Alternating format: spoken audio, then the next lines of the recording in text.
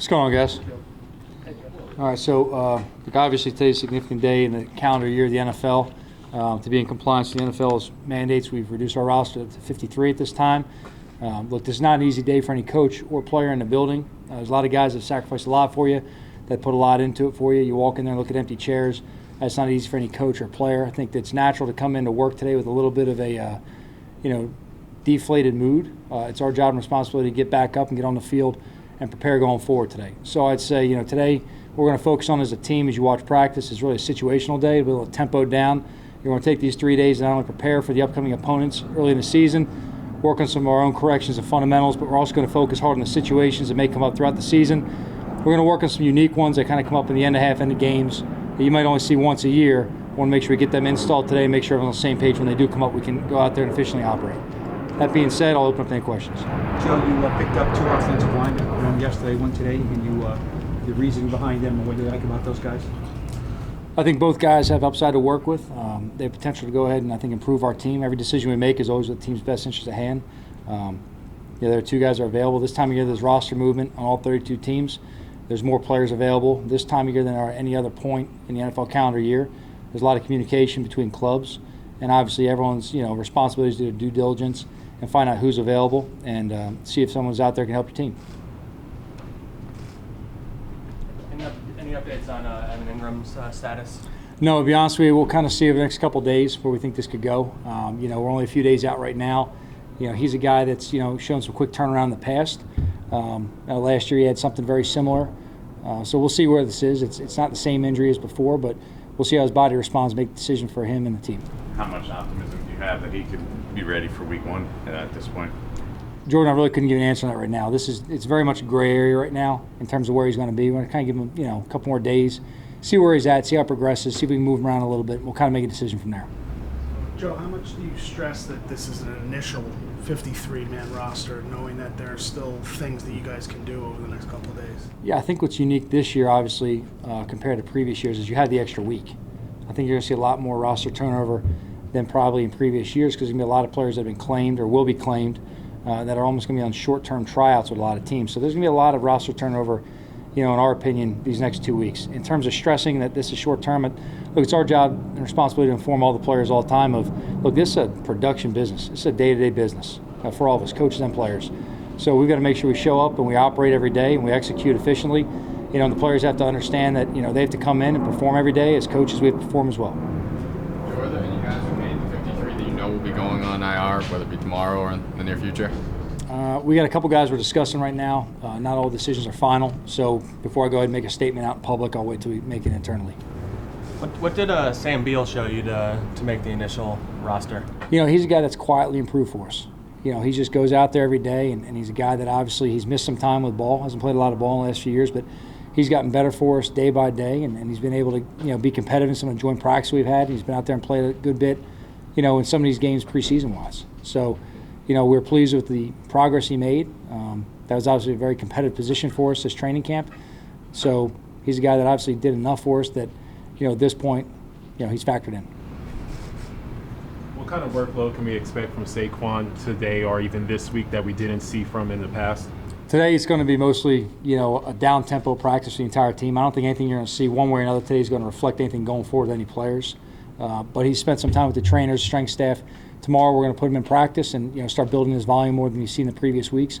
And then we'll see Denver week where that takes us. There won't be a decision made on Saquon until Denver week, and it's probably not going to be Monday either, guys. Just give you a heads up on that. We're going to go ahead and see how his body responds and where he's at. I know you said you want to see him get that first hit, but is there anything you can see from him in practice that gives you a good gauge that he'll be closer to ready to embrace that contact? Well, I haven't seen him in contact yet, so I couldn't tell you deliberately on that, but I would say just his body movements and how he's moving efficiently and how his body's responding. I've seen that progress, positively throughout the way. I rely a lot on the information from our training staff and medical staff and doctors who spend a lot of time with him. I know he's been working hard. We get a lot of GPS numbers and different readings on his body. They trend in the right direction for him with how he's working. I'm very pleased with how he's working. He's had some good days on the field with us. We've been building his volume little by little.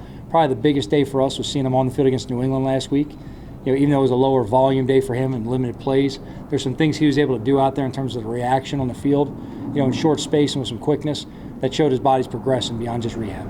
Do you anticipate getting contact in the next days, Wednesday and Thursday? We're going to talk about that tonight, actually. Yeah, we got to decide which one of these next 2 days will be padded. So we're going to talk as a staff today based on when we get our practice squad in here and what we think is going to be best for the team. Joe, is that kind of set up your schedule the way it is because you don't have a practice squad here today, and you probably won't have one tomorrow, right? When you hit the field. We're actually going to bump the practice time back a little bit. We originally had you guys scheduled for about noon. What I'm going to do is push it back a little bit. So we'll give you the official time when we do that. See if we can get some of the practice squad guys in here tomorrow, kind of help with some of the numbers, and just get those guys back on the field. But in terms of today was just scheduled to be a later day anyway with all the roster moves. You know, you don't want to do an earlier practice today and have guys, you know, in and out of the building. You want to be fair and go through the process the right way. Joe, in the roster release, you list Kreider as being released. I mean, is that like a handshake agreement that he'll come back? I mean, could somebody else step in and offer him a lot? Yeah, legally they can do whatever they want to do. So I can't speak for 31 other clubs. Joe, Shane Lemieux, is he one of those guys you have to decide whether he's short-term, long-term, or do you expect him to compete for a Week 1 starting spot? I'd say these next few days will tell a lot. Now, I don't think we're going to see anything today, Pat, that's going to really push one way or the other on that. He's been trending in the right direction. He's had some good work. Obviously, we kept him behind. We went to New England to work with the trainers. It was a positive week for him.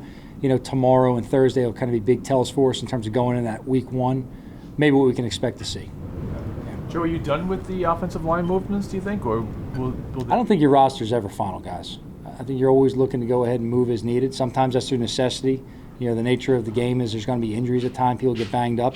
And anyone we see out there that we think could improve us, you know, look, we're looking to keep as many good football players in this program as possible. So we don't have a cap on how many we're going to keep at this point. We'll see what's best for the team as we go. But I would say that, you know, we're always looking to add good players. We'll take two more. I know next couple days, as you've said with previous players, but to ask about Kenny, it looked like, at least publicly, he did more pregame Sunday than he has publicly for us.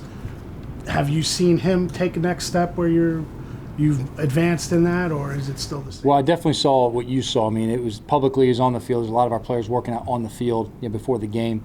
You know, really, to be honest with you, for a lot of those guys, it was some of the best work they had.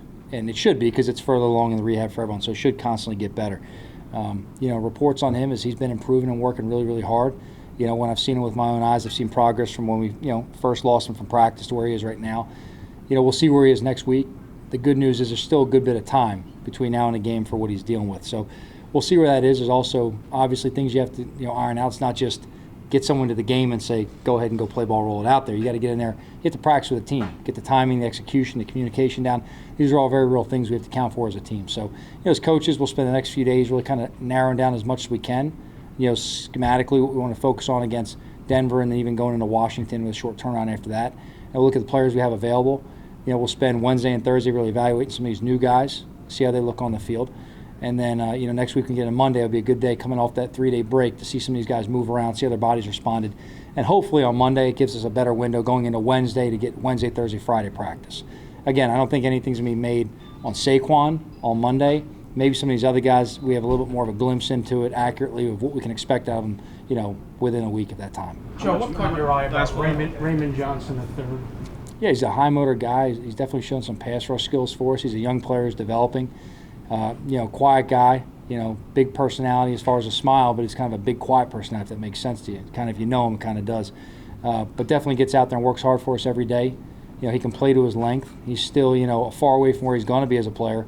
You know, midway through this year, end of this year, next year, and that time he's going to keep on getting better. But that's going to happen because of his commitment to the process and his work ethic. I was just going to ask about Galladay, to follow up on that. Was this always sort of the plan with him, to sort of take him along slowly and ramp him up to like the 2 weeks before the season? Like, was it part of the plan to say, forget about the preseason, let's get going the first game? Like once he got injured, I'm saying. No, absolutely not. No, with any of our players, you know, look, I'm of the mindset like we're not determining what's important, what's not important. Preseason's not important. Like that's I can't say that's not the way we think. But you know, in terms of Kenny, the focus has been get him healthy, you know, at the right pace for his body, and as soon as we can get him back, we'll get him back.